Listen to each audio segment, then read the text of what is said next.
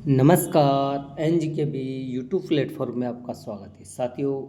आज हम लेके आए हैं शिक्षण विधियों में मूल्यांकन से संबंधित कुछ महत्वपूर्ण क्वेश्चन जो एग्ज़ाम के लिए अति महत्वपूर्ण होंगे।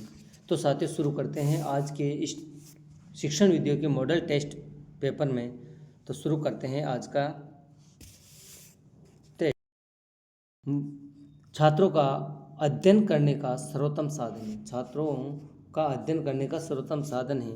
परिणाम है, मूल्यांकन प्रपत्र है, संचय आलेख है या प्रपत्र या उपयुक्त सभी।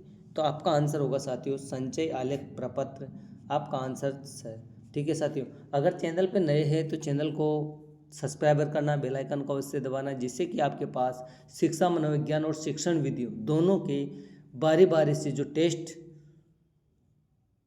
सेंड किए जा रहे हैं वो उसका आप लाभ उठा सकें। और टेस्ट के मॉडल जो भी शिक्षण विधियों और मनोविज्ञान के जितने भी टेस्ट मॉडल टेस्ट आपको दिए जाएंगे उनका आप अपनी एग्ज़ाम के लिए चार चांद लगाकर सफल हो सकते हैं। तो साथियों क्वेश्चन है,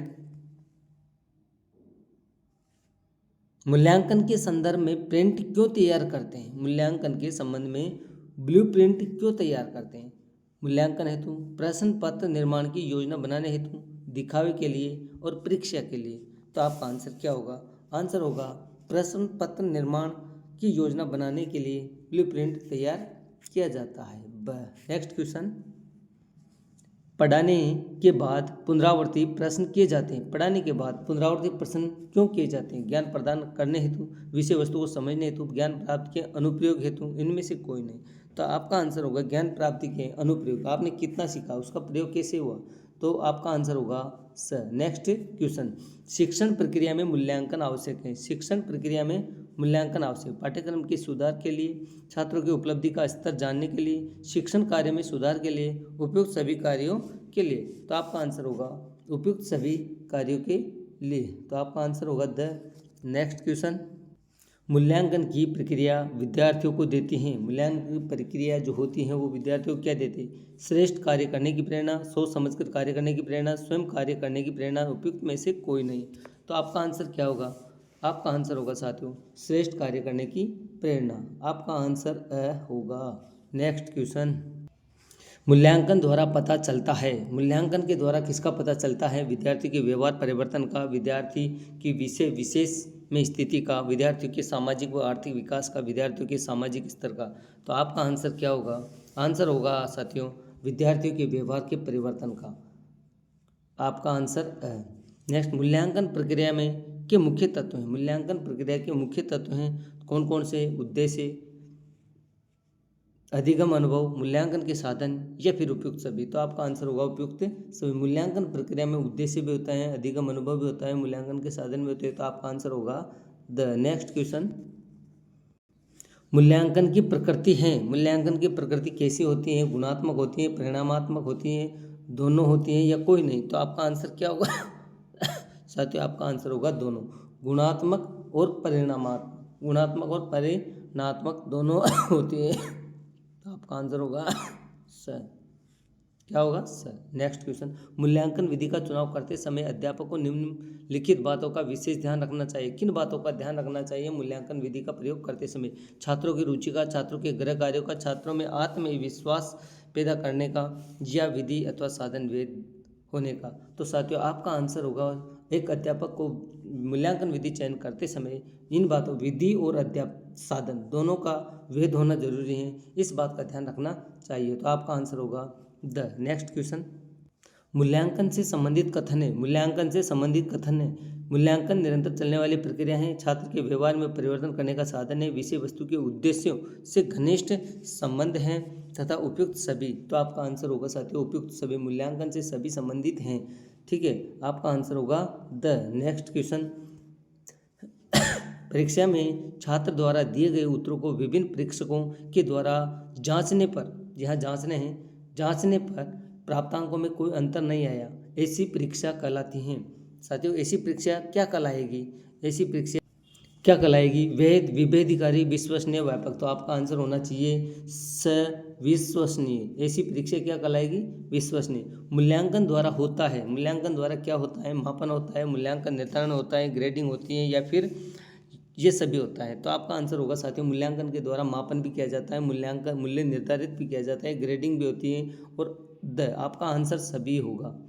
तो आपका आंसर द होगा। नेक्स्ट क्वेश्चन, मूल्यांकन का निकटतम संबंध होता है, मूल्यांकन का निकटतम संबंध होता है विषय वस्तु से, मूल्यांकन प्रविधियों से, अधिगम अनुभव से, तथा उपरोक्त सभी स्तरों से। तो आपका आंसर क्या होगा? मूल्यांकन का निकट संबंध होता है उपयुक्त सभी स्तरों से, विषय वस्तु से, मूल्यांकन से, अधिगम से, यानी कि सभी से होता है। तो आपका आंसर होगा द। नेक्स्ट क्वेश्चन, कोई वस्तु कैसी है इसका निर्णय दिया जाता है, कोई वस्तु कैसी है इसका निर्णय दिया जाता है, किससे दिया जाता है? परीक्षा से, मूल्यांकन से, मापन से, या फिर उपरोक्त कोई नहीं। तो आपका आंसर होना चाहिए मूल्यांकन से। कोई वस्तु कैसी है उसका मूल्यांकन करके ही हम बता सकते हैं कि अच्छा है, अच्छी है, बुरी है, वेद विश्वसनीय है या वेद है अविश्वसनीय है। तो आपका आंसर होगा ब। नेक्स्ट क्वेश्चन, मूल्यांकन संबंधी प्रमुख कथन है, मूल्यांकन से संबंधी प्रमुख कथन है, शिक्षण उद्देश्यों से घनिष्ठ रूप से संबंधित, मूल्यांकन निरंतर चलने वाली प्रक्रिया है, छात्रों के व्यवहार संबंधी सामग्री एकत्रित करने का माध्यम है, या उपयुक्त सभी।